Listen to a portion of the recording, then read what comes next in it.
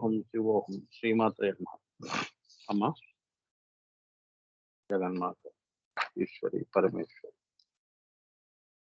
అమ్మవారి పూర్వము నిన్న మనము అమ్మవారి యొక్క వాగ్భవ కూటమి గురించి తెలుసుకున్నాం. పంచదశిలో వాగ్భవ కూటమి అమ్మవారి రూపం అంతా తెలియాలి కదా మనకి. అమ్మవారి రూపము పంచదశిలో మొదటి కూటమి కయ్యేయి లహరీం అనేది అమ్మవారి వాగ్భవ కూటమి అయింది కదా. ఇంకా మధ్య కూటమి ఏంటంటే కంఠదా కటి పర్యంత, కంఠము నుంచి అంటే విశుద్ధి చక్రము నుంచి కటి పర్యంతము అంటే ఏంటంటే నాభి కింద మూలాధారం దాకా కటి పర్యంత మధ్యకూట స్వరూపిణి అమ్మవారు. ఏమా పైనదంతా కూడా వాగ్భవ కూటం అంతా కూడా మంత్రకూటమి అంటారు. మంత్రంతోనే అమ్మవారి దగ్గరని మనం చేరుకోవాలి. మధ్య కూటం అంతా కూడా చర్యా కూటమి. మధ్య కూటం అంతా కూడా చర్య ఏం చర్య చెయ్యాలి నిర్ణయాలు తీసుకునే కూటమి అది. కిందదంతా కూడా క్రియాశక్తి అంటే ఏంటంటే అమ్మవారి యొక్క సృష్టి అదనమాట. సో మనం స్థూలంగా సృష్టి నుంచి మళ్ళీ మంత్ర రూపంలో అంటే ఏంటంటే అమ్మవారి యొక్క చర్య అంటే ఏంటంటే సంకల్పము, హృదయము, శక్తి కూటమి నుంచి చర్యా కూటమి నుంచి మళ్ళీ అమ్మవారి ఏది వాగ్భవ కూటమి అక్కడ మనం లయం పొందటం. ఇది 3 కూటములు. ఈ రకంగా మంత్ర రూపం మంత్రము ఆ మంత్రాధీనాంతు దైవతం అంటే మంత్ర రూపంలో అమ్మవారిని దర్శించాలి. ఇప్పుడు ఉదాహరణకి మీకు అర్థం కావాలి అంటే ఒక మనిషిని మనం పరిచయం అయ్యాడు అన్నప్పుడు వాడికి ముఖము, హృదయము అలానే కింద వాడి యొక్క స్థాయిని తెలియపరిచేది. సో మనం దేంతో పెట్టుకుంటాం స్థూలంగా మనం పరిచయం చేసుకుంటాము. ఏమ్మా మళ్ళీ అతనితో వారితో మనకి సంబంధం గట్టిపడాలి అన్నప్పుడు సూక్ష్మంగా వారితో కలవటం, మాట్లాడటం చేస్తున్నాం కదా. తర్వాత మళ్ళీ దాన్ని మనం ఏం చేస్తున్నాము విడదీయలేని బంధాన్ని తెచ్చుకుంటున్నాం స్నేహంలో గాని అలానే భగవంతుడితో ఏంటంటే లయం పొందుతాం. ఇక్కడ స్నేహం లయం పొందింది. స్నేహం గట్టి పడితే మన లౌకికంలో అమ్మవారిని మీద నువ్వు ఈ రకంగా నువ్వు గనక ధ్యానము నీ పూజా విధానము చతుర్యాగ క్రమంగా నువ్వు చేసే పూజ బహిర్యాగ, అంతర్యాగ, రహోయాగ, మహాయాగంలో అమ్మవారిలో ఏకత్వాన్ని సాధిస్తావు. స్నేహం కూడా అంతే కదా. 6 నెలలకి వాళ్ళు వీళ్ళు అవుతారు అనే ఉదాహరణ. అట్లా సింపుల్గా సామాన్యులకు అర్థమయ్యేట్టుగా చెప్పారు. శ్రీ విద్యాపరంగా చెప్తే చాలా మందికి అర్థం కాదు. సో ఇది పెట్టుకొని ఇదొక బేస్, మీకు ఇదొక ఆధారం. దీన్ని పెట్టుకొని శ్రీ విద్యను అర్థం చేసుకోవాలి. అదనమాట. ఇప్పుడు గురువుగారు చెప్పేది కంఠదాకరి పర్యంత మధ్యకూట స్వరూపిణి అంటే నామం అంటే ఏమిటి అసలు? విగ్రహంలో ఉన్న కంఠము నుంచి కింద వరకు ఉన్న భాగం అంతా ఇది కంఠదాకరి పర్యంత అని అంటారు స్వామి. అంటే దాని తత్వం తెలియాలిగా. లోపల తత్వం ఏంటి? వీడు నా స్నేహితుడు అని చెప్పావు, బానే ఉంది. మీ ఇద్దరు ఏమిటి? నీకు ఎట్లా పరిచయం అయింది? నీకు ఎట్లా అతని మీద అభిమానం పుట్టింది అనేవి ఆ చర్య ఏమిటి? కంఠము నుండి క్రింది భాగము కటి వరకు ఉన్న మధ్యకూట స్వరూపము కలది. ఎవరు? అమ్మవారు. విగ్రహము నామము కలిగినది. అంటే రూపము విగ్రహము అలానే నామము పేరు కలిగినది స్థూలంలో. బహిర్పూజ యందు దానిని స్థూల పూజ అంటాం. దాన్ని ఏమంటాము? అమ్మవారిని కూడా మనం చూడండి కంఠం దగ్గర ఏమిటి గంధం పెట్టటము ఇవన్నీ చేస్తాం కదా. అమ్మవారి మెడలో హారాలు వేయటము ఇటువంటివన్నీ చేసేవి బహిర్పూజలు. ఇది విగ్రహము నామానికి చేస్తున్న పూజని. మరి లోపల పూజ కూడా చెయ్యాలి కదా. నువ్వు చేస్తేనే కదా అమ్మ అనుగ్రహానికి నువ్వు పాత్రరాలు అవుతావు. ఎంత అందంగా చెప్తున్నారు చూడండి.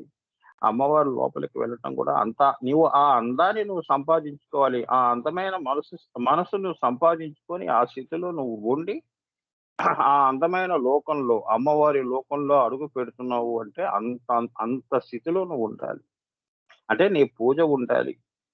నీ నమ్మకం, విశ్వాసం అంతుండాలి. అంత పవిత్రంగా ఉండాలి. పవిత్రము అంటే ఏంటంటేనమ్మా, శరీరానికి సంబంధించిన పవిత్రత కాదు నేను చెప్పేది. మనసులో అమ్మ ఆలోచన, నేను చేస్తున్నాను అనేది కూడా నువ్వు మర్చిపోయి నువ్వు అమ్మయ్యే నువ్వుగా మంత్రం చెయ్యాలి. అది పవిత్రత అంటే. నువ్వు కళ్ళు మూస్తే నీ యొక్క శరీరం కూడా అమ్మవారి శరీరంగానే నాకు వస్తోంది స్వామి. నా శరీరం మర్చిపోయాను నేను. నా పేరు మర్చిపోయాను. నా మనసు మర్చిపోయాను. నేను కదులుతుంటే అమ్మవారు కదులునట్టు ఉంది అంటే అదే ఏకత్వ సిద్ధిని సాధించటం. అట్లా ఉండాలి. హ్మ్. మంత్ర స్వరూపము దేవి యొక్క సూక్ష్మ రూపము. ఇప్పుడు దీన్ని కంఠము నుంచి కటి పర్యంతము కూడా అమ్మవారి మంత్రం ఏమిటి? కంఠదా కటి పర్యంత మధ్యకూట స్వరూపిణి. ఓం ఐం హ్రీం శ్రీం కంఠదా కటి పర్యంత మధ్యకూట స్వరూపిణి అయి నమో. ఓం ఐం హ్రీం ఇదంతా మంత్రాలు. ఇది మంత్ర అంటే అమ్మవారి మనస్సు సూక్ష్మ రూపాన్ని అర్చన చేస్తున్నావు. స్థూల పూజల్లో గంధము అలుకటము, కంఠానికి గంధం పెట్టటము ఇవన్నీ చేసావు కదా. దండలు వేసావు, హారాలు వేసావు, అలంకారాలు చేసావు.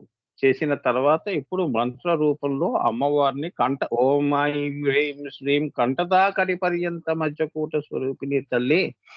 ఇంత స్థూల సృష్టి చేసిన తల్లికి ఆమె అనుగ్రహంలో ఉంటుంది గాని విగ్రహంలో ఉండదు అనే విషయం మనం తెలుసుకోవాలి కదా. విగ్రహాలు సృష్టించే తల్లి ఆమె. అనుగ్రహంతో విగ్రహాలు సృష్టిస్తోంది. ఆవిడికి విగ్రహం ఎందుకు?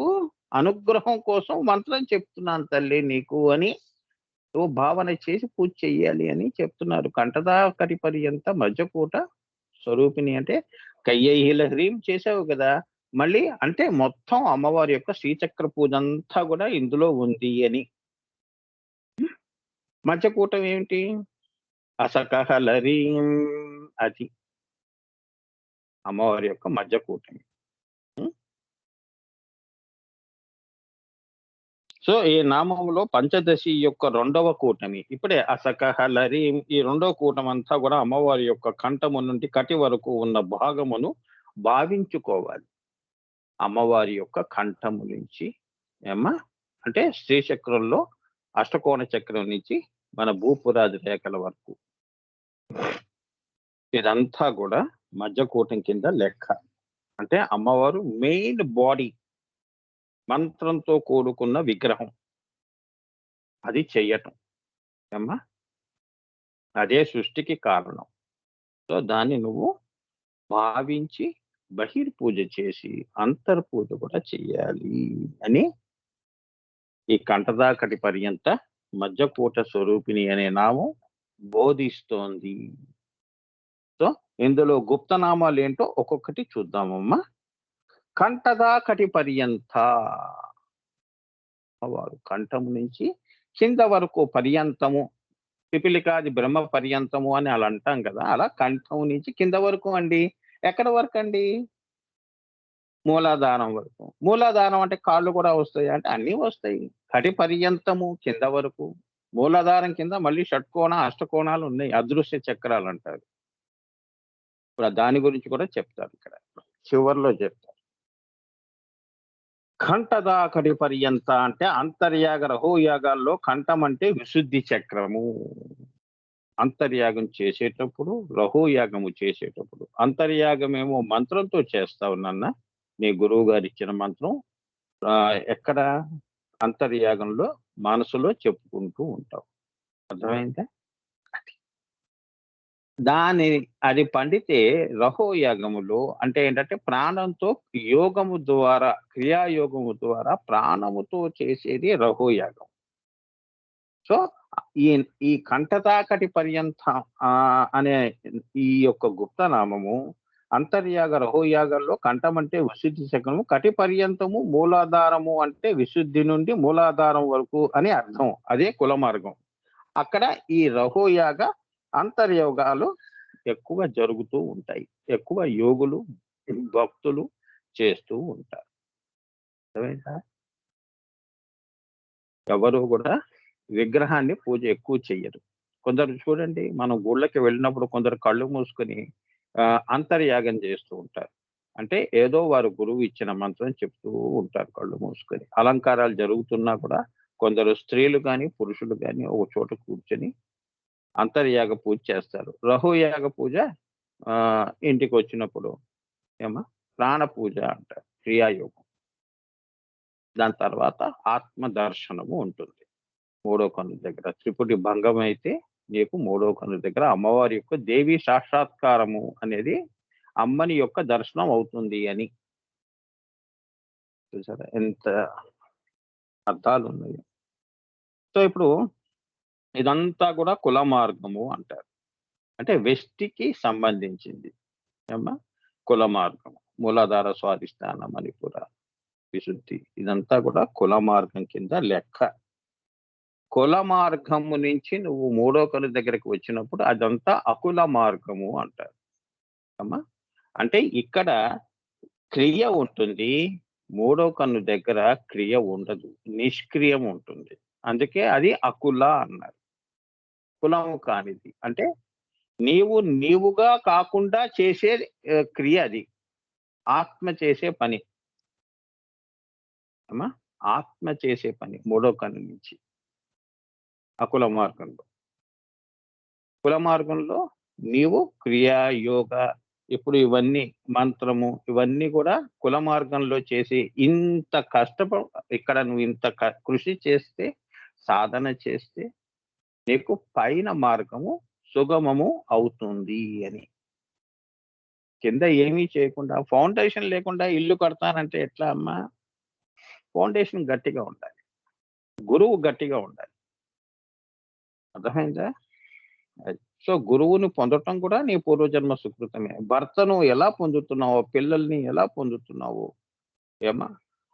ఏవైనా నీకు ఈ జన్మలో ఆనందాన్ని ఇచ్చే వ్యక్తులందరూ కూడా నువ్వు నీ పూర్వజన్మ సుకృతాన్ని బట్టి వచ్చిన వాళ్ళే కానీ నువ్వు ఇక్కడ నీవు సంపాదించుకుంది కాదు.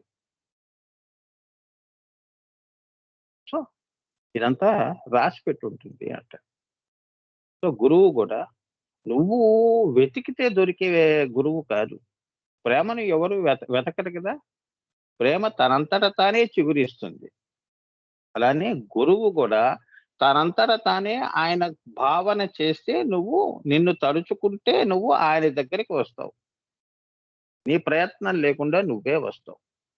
అర్థమైందా? అంతేగాని ఈ వ్యక్తులందరూ ఈ మనుషులందరూ కూడా అందుకే కర్మానుసారంగా వస్తారు. కర్మ అంటే ఏంటంటేనమ్మా చెడుగా కాదమ్మా. కర్మల్లో 2 కర్మలు. ఒకటి అబ్బా ఎంత పుణ్యం చేసుకుంటే పుణ్యము కూడా కర్మ కిందే లెక్క. పాపము కూడా కర్మయే. మంచి చేసావు పుణ్యం వచ్చింది. అలాంటప్పుడు నువ్వు ఇది కూడా నువ్వు అనుభవించు అంటుంది అమ్మవారు. 2 అనుభవించాలి. అలా. రెండవ నామము మధ్యకూట. మధ్యకూట అంటే విశుద్ధి చక్రం నుంచి మూలాధారం దాకా ఉన్న మధ్య అంటే మధ్యకూట అనుట చేత ఇక్కడ ఏంటంటే మూలాధారంలో ఎడ పింగళ మధ్య విసతంతు తనీయసిగా సుషుప్న వెళుతూ ఉంటుంది. అంటే గంగా, యమున, సరస్వతి నది అంతర్లీనంగా కనిపించకుండా ఎలా ప్రవహిస్తుందో అమ్మవారు కూడా మధ్యకూట ఇడ పింగళ అనే యొక్క నాడుల యొక్క మధ్య భాగము నుండి జాగృతమైతే ఆ మార్గంలో అది కనిపించకుండా పైకి వెళ్ళిపోతూ ఉంటుంది. అదే బిసతంతు తనీయసి. బిసతంతు తనీయసి అంటే తామరతూడ. అంత సన్నగా ఆకాశంలో మెరుపు ఎలా ఉంటుంది? అది ఆకాశ మెరుపు. ఆ మెరుపుల్లా ఉంటుంది అమ్మవారు జాగృతం అయితే. ఏమ్మా? సో మళ్ళీ ఆ సుషుష్మలోనే మళ్ళీ 3 ఉంటాయి. అదే వజ్రిని, చిత్రిని, బ్రహ్మాణి 3 నాడులు. ముఖ్యమైన నాడులు. వజ్రిని, చిత్రిని, బ్రహ్మాణి అన్న 3 మార్గములు తనయందే ఉన్నవి. ఆమెలోనే మళ్ళీ వజ్రిని ఏంటి సుషుష్మ ఇడా పింగళ కాకుండా మధ్యలో సుషుష్మలో మళ్ళీ వజ్రిని, చిత్రిని, బ్రహ్మాణి ఈ 3 నాడులు కూడా ఈ మార్గాలు కూడా తనయందే ఉన్నాయి అమ్మవార్లని. అందులో మధ్య అంటే మధ్యలోది అంటే ఆంతరమునందు అని అర్థం. అంటే లోపల. అంటే ఏంటి? వజ్రిని, చిత్రిని గురించి చెప్తున్నారు. ఈ చిత్రిని ఆ రీతిగా మధ్య అంటే ఆంతరమునందు అని అర్థము. ఆ రీతిగా ఆమె ఆ మధ్యలోంచి వెళుతోంది. అంటే ఎంత లోపల నుంచి వెళ్తుందో చూడండి. సూక్ష్మ ప్రయాణము అంటారు. సో మధ్య కూటమి అంటే ఏమిటి? ఒక రహస్యమైన నామం ఉందమ్మా. కళిక. కళిక అంటారు అమ్మవారిని అక్కడ. ఆమె పేరు కళిక. నీకు కూడా యోగంలో, ధ్యానంలో ఏంటో లోపల ఏమిటి? ఇడా, పింగళ, సుషుష్మ, మళ్ళీ సుషుష్మలో వజ్రిని, చిత్రిని, బ్రహ్మాని. ఆ చిత్రినిలోంచి నేను వెళుతున్నట్టు అనుభూతి వస్తోంది స్వామి. సూక్ష్మ లోకాల్లోకి వెళ్ళిపోతున్నట్టు. అంటే అమ్మవారు వెళ్ళిపోతోంది అని. ఆ యొక్క స్థితిని ఏమంటారు? కళిక అంటారు. ఆ! ఇప్పుడు రేపొద్దున ఎవరన్నా నిన్ను అడిగారనుకో, "ఏ స్థితిలో ఉన్నావమ్మా మూలాధార?" కళికా స్థితి అమ్మవారి దయతో కళికా స్థితిని జాగృతం అయ్యి పైకి వెళుతోంది. ఆ స్థితి వస్తోంది స్వామి అని నువ్వు చెప్పాలి. ఆ టెక్నికల్ టర్మ్స్ చెప్తే వాళ్ళు పక్క వాళ్ళు ఆశ్చర్యపోతారు. నీ గురు పరంపర ఎటువంటిదో వాళ్ళకి తెలుస్తుంది. ఏమ్మా? ఊరికే స్కూళ్ళ పేర్లు చెప్పడం గాదు. మేము సెయింట్ జేవియర్స్‌లో చదివాము. ఇక్కడ చదివాము, అక్కడ చదివామని. ఇది అంత గొప్పది. ఆ స్థితి అంత గొప్పది. ఇంత నీకు గురువుగారు నీకింత చెప్పాడా అమ్మా? నిన్ను ఇంతవరకు తీసుకొచ్చాడా? ఎంత సూక్ష్మంగా నీకు గురుత్వాన్ని నీకు బోధిస్తున్నాడు. ఆ! నువ్వు అదృష్టవంతురాలు తల్లి అని చెప్పి ఆశీర్వదిస్తారు అందరూ. హ్మ్. అందుకే ఈ లలితా సహస్రనామాలు చెప్పవలసి వస్తుంది. ఇదంతా యోగా మార్గం. ఇది పారాయణ మార్గం కాదు. ఆయనాలు కాదు ఇది. ఇది యోగా మార్గంలో ప్రయాణాలు. అంటే పైకి మనం వెళ్ళే ప్రయాణాలు. అమ్మా!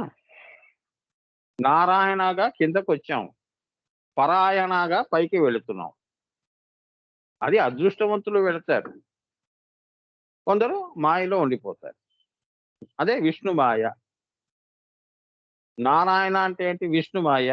శరీరమే. ఈ శరీరానికి కారణం విష్ణువు కాబట్టి ఈ శరీరమే నేను. నాకు భగవంతుడు చెప్పాడు. ఇందులో నాకొక నామము, రూపము ఉన్నది కాబట్టి ఇదే శాశ్వతము. ఇదే మాయ. అలానే ఉండిపోతారు. కొందరు పరాయణం నారాయణం, పరాయణం. పరాలోకి వెళ్ళే వాళ్ళకి యోగంలోకి వెళ్ళేటప్పుడు అందుకే ఈ లలితా సహస్రనామాలు ఇది నారాయణగా నువ్వు వచ్చినప్పుడు ఈ శరీరము నీది కాదు అని చెప్పేదే. ఇది నా మాయ అని చెప్పేదే లలితా సహస్రనామాలు. తెలుసుకున్నవాడు ధ్యానంగా, యోగంగా ఆ కళికా స్థితిని పొంది అక్కడి నుంచి జాగృతమై పై ప్రయాణం కడతాడు. అదే పరాయణము. పరాత్పర కలాం దాకా వెళ్తాడు వాడు.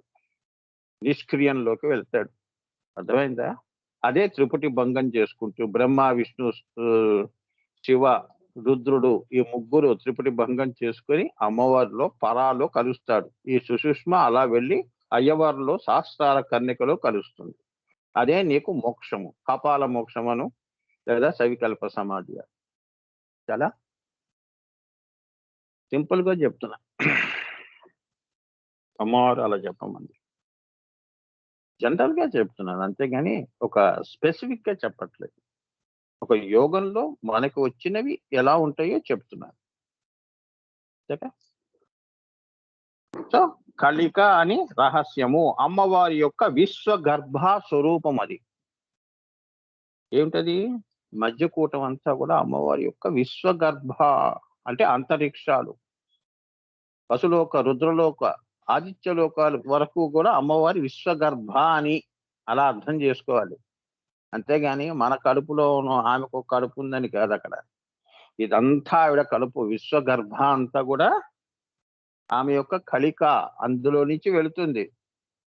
వెళ్ళి ఆ 3 త్రిపుటి భంగం చేసుకొని ఆదిత్య లోకం కూడా దాటి పైకి వెళ్ళిపోతుంది. తన్మాత్రాకాశ, అహంకారాకాశ, మహదాకాశ, అవ్యక్తాకాశ అలా పైకెళ్ళిపోయి అయ్యవారిలో కలిసిపోతుంది. సహస్రారంలో ద్వాదశాంతాలు దాటిన స్థితి లలితా స్థితి అది సవికల్ప సమాధులు. అదే బిందువులో లయం కావటం అంటారు. బిందు లయము అంటారు. నాద బిందు కళ. కళ నాదము అతీతంగా ఉన్నది బిందువు. అది అదే త్రిపుటి. నాదము దాటుతావు. నాదాంతము, వేదాంతము దాటిపోవాలి. నాదం ఇప్పుడు నేను మాట్లాడిన మాటకు ఒక అంతం ఉంది. దాని పైన గురించి చెప్తున్నాడు. ఇప్పుడు నా మాటలు మీరు వింటున్నవన్నీ మనసులో అన్నీ కూడా శూన్యంలోకి వెళ్ళిపోతున్నాయి. నాదాంతము, వేదాంతము, వేదాంతం ఎంతవరకు చెప్పగలుగుతావు? సూర్యుడి వరకు చెప్పగలుగుతావు. పైనేం చెప్తావు? అంతవరకే చెప్తుంది వేదాంతం. ఋగ్వేద, యజుర్వేద, సామవేదాలు ఏమిటి?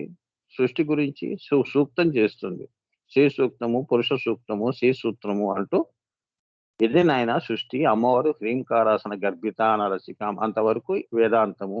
దానిపైన హ్రీం బీజం పైన అమ్మవారి పైన ఏముందో ఈంకారం అంతా కూడా శ్రీ విద్య నాయన.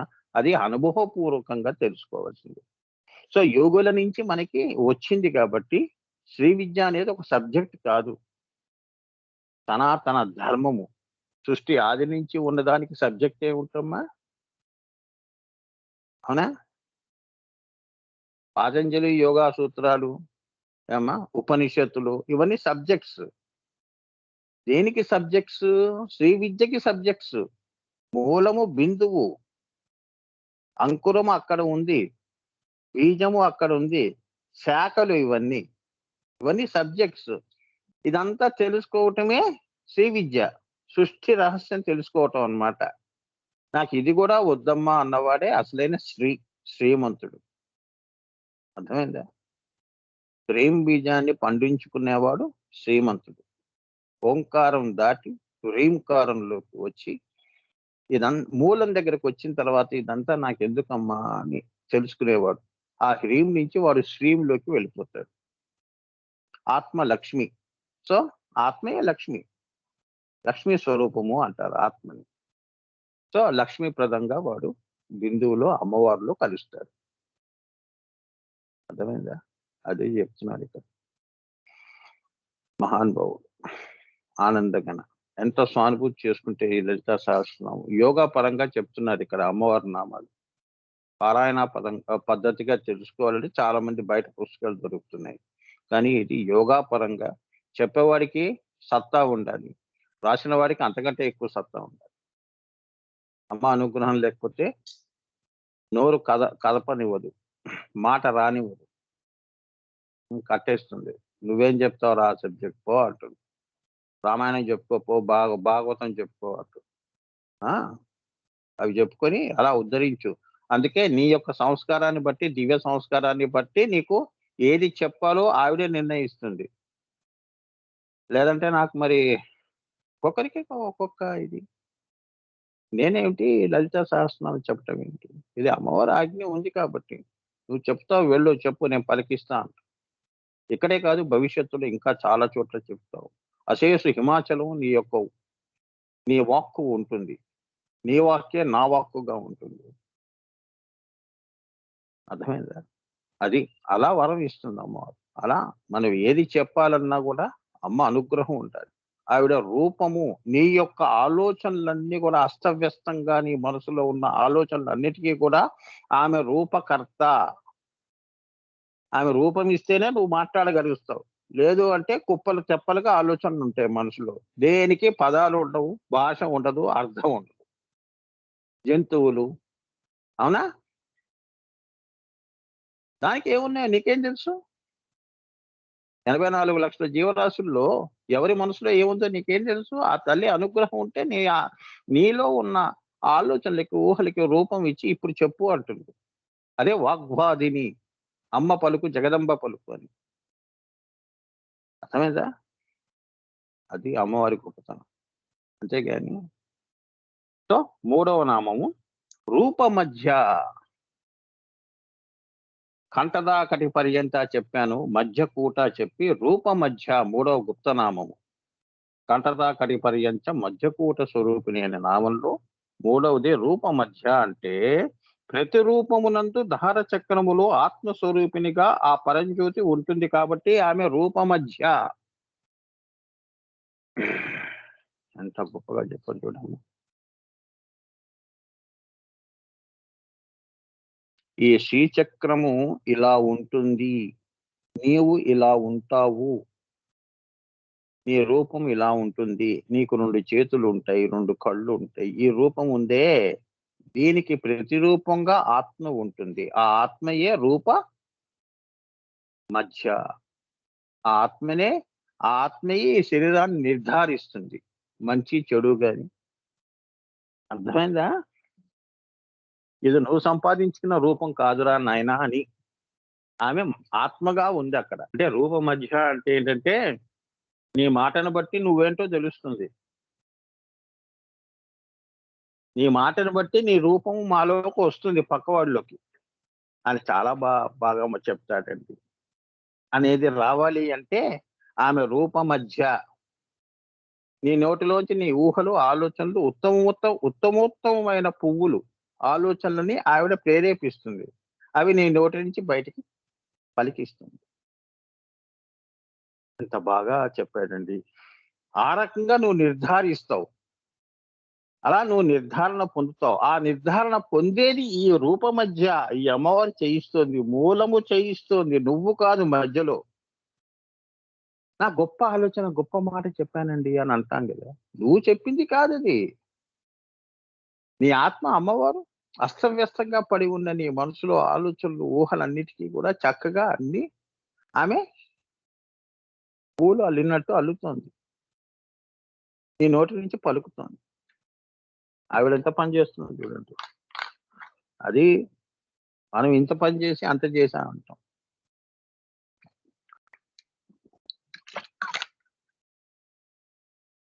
అందుకే ఈ నామం ఎవరైతే నిష్టగా చేస్తారో ఈ రూప మధ్య అనే అమ్మవారిని అనుగ్రహాన్ని పొందుతారు.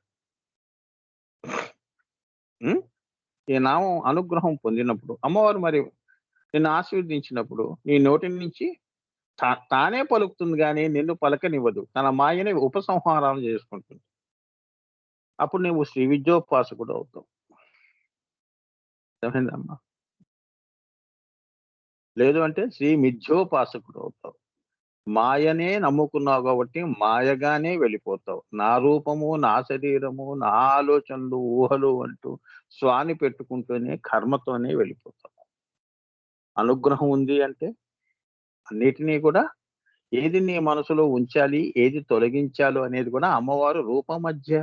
నీకెందుకురా ఈ ఆలోచనలు, తీసి అవతల పడే అంటుంది.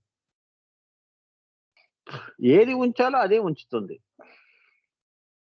పువ్వులు కూడా అంతే కదా. మాలకి ఏ పువ్వులు అర్హత పొందుతాయి? కాడ, రెక్కలు ఇవన్నీ కూడా సరిగ్గా ఉంటే దాన్ని దారంలో చుడతాం. రెక్కలు ఊడిపోయి దాన్ని మనం మాలగా కడతామా? అది ఎందుకురా పడేయి అంటుంది. కొన్ని మనలో కూడా అన్ని ఊహలు ఉన్నాయి కదా, ఆలోచనలు. అవన్నీ పనికిరానివి. అవి ఎప్పుడు సాకారం పొందవు. అవి ఎప్పుడు కూడా అవి నెరవేరనివి. సో అందుకే మనుషులు ఏమంటారు, నుదుటి మీద రాసి ఉండాలి సార్ అంటారు. అలాంటప్పుడు రాసి ఉండాలి అన్నప్పుడు ఎందుకు పెట్టుకుని తిరుగుతున్నావు అంటుంది. పడేయి. నీకు లేనప్పుడు వదిలేయి. అదే నేను చెప్తున్నాను కదా. రాసి పెట్టి ఉండాలి అన్నప్పుడు నేనే రాసి పెట్టి ఉంచాను అక్కడ. నీకు లేదని చెప్తున్నాను విను అంటుంది. సో కొన్ని ఊహలు, కొన్ని ఆలోచనలు. మనసు అంటే కొన్నే పెట్టుకోవాలి. సువాసనాభరితంగా మనస్సు ఉండాలి. ఏమా? అలా ఉన్నప్పుడు అదే బృందావనం, అదే మణిద్వీపము. ఏమా? కదంబ వనవాసిని. అక్కడే తిరుగుతూ ఉంటుంది అమ్మవారు. సూక్ష్మ రూపంలో, మంత్ర రూపంలో నీలోనే ఉన్నాను లేరా నాన్న అంటుంది. నీలోనే ఉన్నాను లేవే. పడుకో. నువ్వు పడుకో. అయ్యో! మంత్రం చేయటం మర్చిపోయానని నిద్రలో జారిపోయినా కూడా నువ్వు ఆవిడ అక్కడే ఉంటుంది నీలోనే. అర్థమైందా? అది కదంబ వనవాసిని అంటే మన మనసులే కదంబాలు ఆవిడకి. ఆ వనవాసంలో ఆ కదంబ వనవాసం చేస్తూ ఉంటుంది. తిరుగుతూ ఉంటుంది సూక్ష్మ రూపంలో. సూక్ష్మ గాయత్రి. నీ శ్వాస వస్తోంది, పోతుందనేది గూడా నీకు తెలియట్లేదు శరీరంలో.